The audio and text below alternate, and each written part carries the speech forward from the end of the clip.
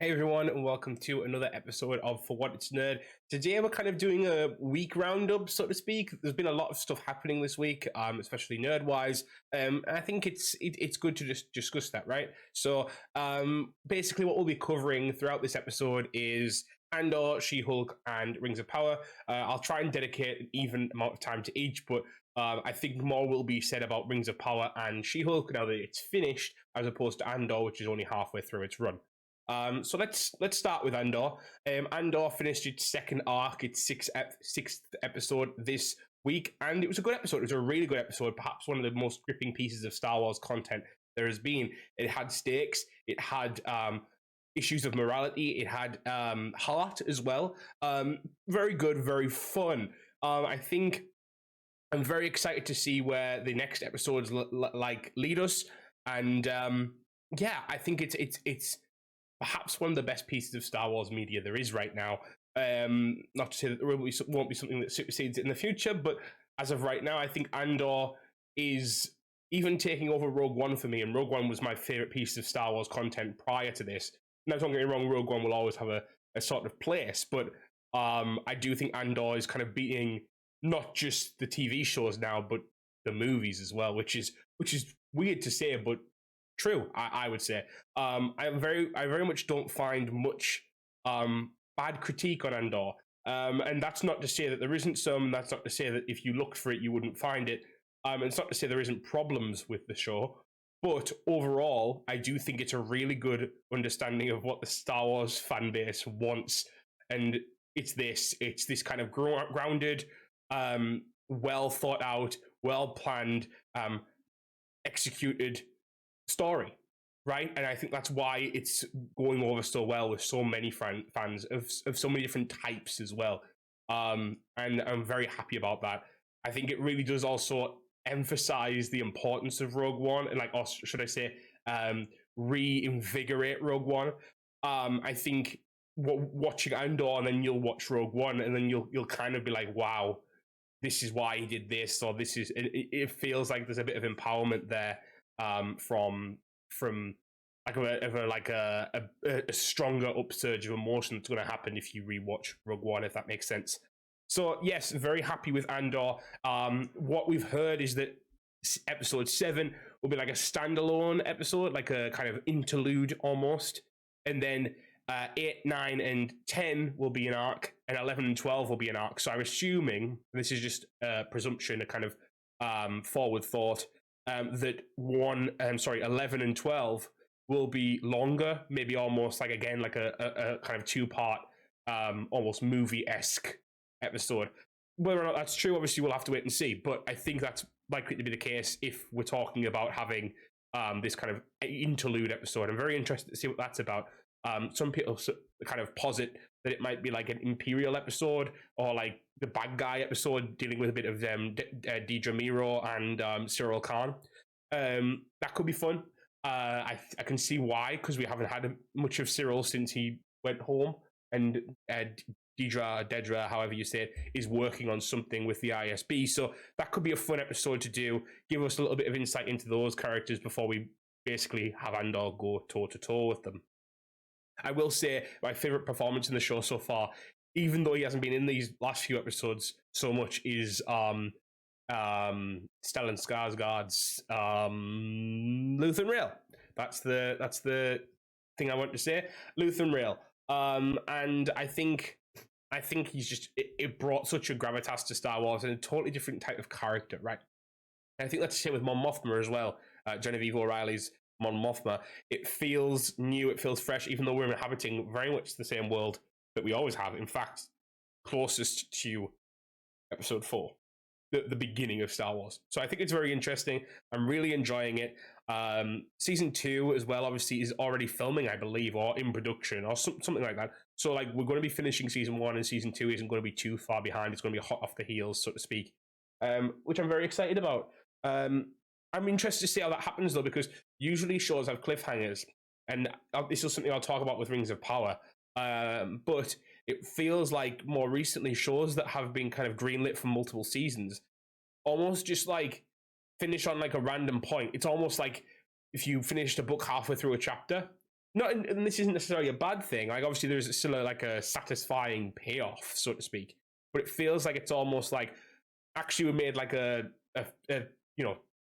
50 episode season, but we're going to split it up type thing.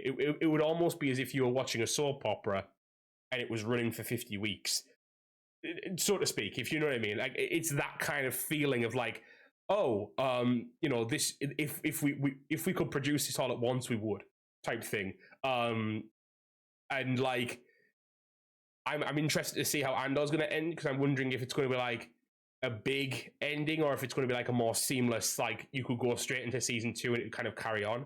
For example, I was watching Breaking Bad recently. I've never watched Breaking Bad before. I've finished season 1, I'm into season 2, and they're essentially a continued story, 1 and 2. And that sometimes happens when production can't like keep up with, the story that they have planned, or the episodes, or they need financial support, so they put the first season out so they can get the second season going. But it's interesting. I'm wondering what the stylistic choice is there. Like, no, it's not a bad thing. It's just I'm wondering why certain shows are doing that at the moment. Is it like, again, is it because they essentially have one whole story that's kind of flowing, or is it because actually this was meant to be a lot longer, but we stipended, like shortened it? Who knows? But it's very interesting to see and very interesting to think about. So that is Andor. Let's move on next to, we'll go in terms of the week. So She-Hulk was next.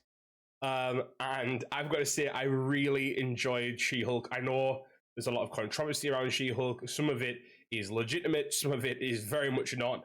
But what I will say is that I think this was the strongest finish of an MCU show, and I think a lot of people agreed with me on that. I personally feel like it went outside of its box. It said, we're not going to do the typical, ending, and it blew every Disney Plus show, Marvel-wise, out of the water. And I would say it's probably one of my most favorite projects overall in the MCU now. So for those who aren't aware, She-Hulk broke the fourth wall hard in this final episode, this 9th episode. And essentially what she did was she went and entreated with Kevin Feige in AI form, and said, look, I don't like the way my story's going, change it. And so he does. But because of that, they kind of elucidate points about like how VFX can be demanding, and or how there's certain things that like we don't want to see every time. We're sick of the same ending, like this kind of like CGI battle sequence with like so much going on, and like it's not really relevant to the stakes of the plot, nor the like there's too many times we've seen blood be some type of super soldier serum. And it's interesting. I think it does beg the question, why can't we do more fun things in Marvel when the comics are as raucous as they come? And so I agree. I think it's a good take. I hope that they learn it going forward, though. I hope that they use that going forward. I hope that when we get to something like, not everything, because like, for example, Ironheart, I expect some fighting in that, because it's Iron Man-esque, and that's action and it's suspense and all that type of stuff. I get that, but like when we get to House of Harkness, for example, if that is a very different ending or a very peculiar ending, then that'll be fun.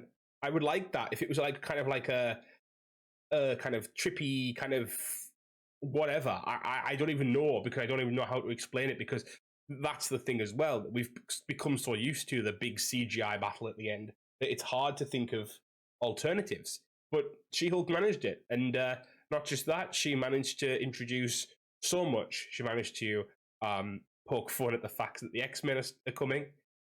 She managed to suggest we have a season 2 of She-Hulk to look forward to. She managed to elucidate on a Hulk film that everyone's been waiting for. And on top of that, we got a Scar reveal at the end.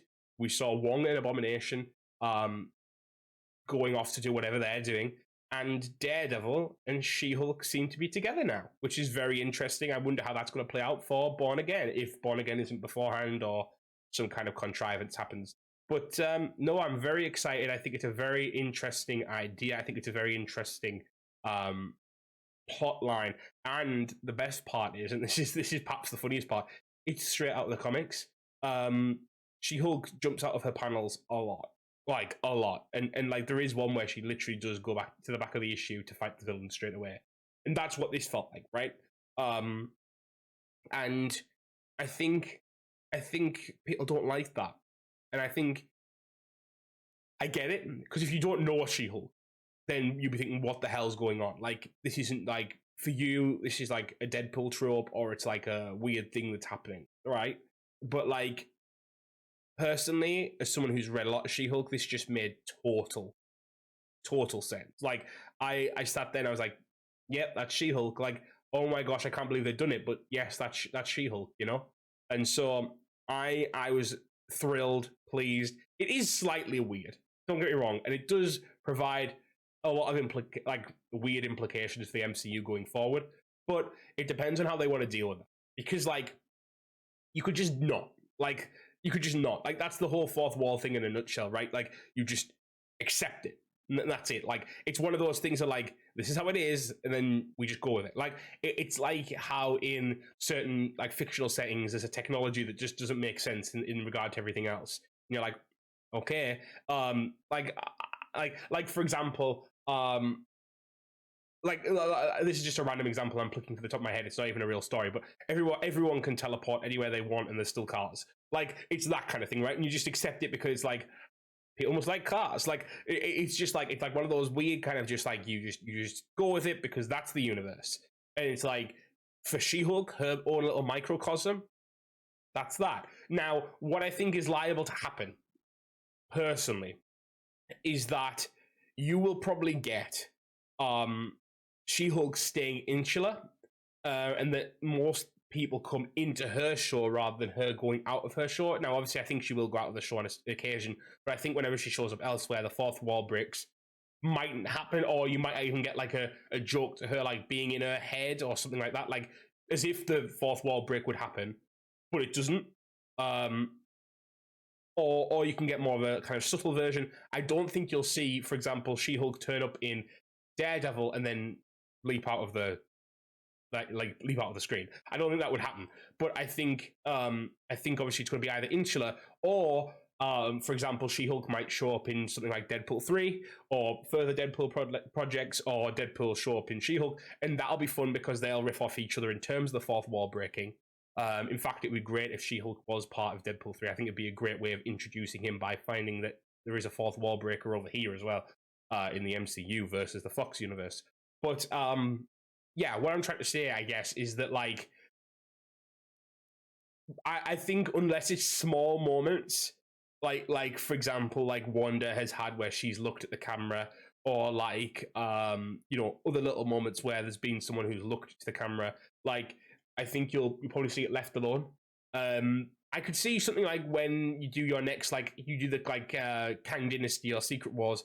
I can imagine She-Hulk being in that and dealing with like a sequence where She-Hulk's like, "What the fuck's going on?" And like for whatever reason, she's out of time and or out of time and reality, and Kang is, or something fun like that that would like allow it, but also keep it relatively like within parameters. Like Kang's breaking, the timeline, etc. So like She-Hulk breaking the fourth wall isn't as crazy type thing.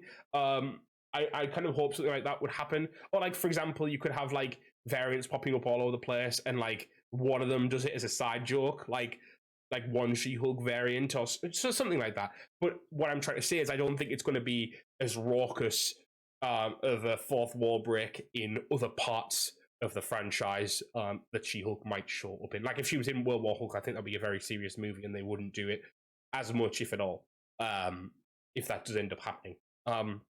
But yeah, so very happy with She-Hulk. I think it's a trailblazing show. I think it ekes out WandaVision because of its finale. Like if WandaVision had a better finale, I think it would be on par with or worse than WandaVision. But WandaVision did fumble the bag at the end, so I do think She-Hulk is better than WandaVision for me. So that's that. Lastly, we have Rings of Power. And so Rings of Power also had its finale. And I'll go back to my first point to begin with. It ends, and I know that sounds like a very weird place to start with this, but it ends on a very open, like, narrative. Like, there's not a lot of like conclusion in this finale. Now, that's not a bad thing. I actually love this episode. It was my favorite of the lot. I think there was a lot of interesting stuff going on and a lot of interesting kind of reveals, etc., and so on. But I do think it's quite open ended, and that's okay. I have no issue with that. I think, you know, if you know you're going to do a season 2 or a season 3, and we already know it, and they're already in production of it, I believe, in the UK right now. I'm not too fussed about it, but it was very interesting to see this kind of very open ended ending. Didn't really have a lot of closure. Like, it had some, but it didn't have a lot of closure. It felt like it was just like it felt like if an episode dropped next week, it would make sense. And that's kind of the feeling I've got. Whereas, like, you know, other TV shows, you see an ending and you're like, okay, we know that something's going to kind of change the next season, for example. But no, I really enjoyed Rings of Power. I think the acting was phenomenal, actually, personally. The Stranger, for example, most of the episodes up until the finale, he barely spoke. It was all through eyes and hands and like crouching and moving in a certain way, and that takes talent to be able to pull that off. I mean, if you think about whenever you've tried to kind of even just deliver a line, you find that hard. So imagine trying to portray 10 lines through your eyes. It's incredible to think about. Like, it's a very demanding kind of role, because you have to look into these types of things, like what a scared animal might look like, and, you know, all that type of stuff. Like, how do you deal with that? And then Galadriel, I think that was a great piece of acting, especially the last episode, from Galadriel's actress. And Sauron, who showed up, which is crazy to say now. I know we've been talking about him for the whole season, or thinking about him for the whole season, but he's there, and he is who a lot of people expected him to be. That is Halbrand, but I think. But I think it was done in a very interesting way, because even within the episode itself, it tries to confuse the characters of the storyline, which is very fun. The three kind of I don't know how to describe them other than witches, but that's probably not the best word for them. The three women from Rune that were looking for Sauron found instead one of the Istari, who we assume is Gandalf, but it could be another one. I don't know. I'm not too big on the back reading of Lord of the Rings. I need to do it, but I haven't. So I was found that interesting. I found that interesting that they kind of almost went, we probably won't fool all of the people in the audience because they've probably read this or know about this.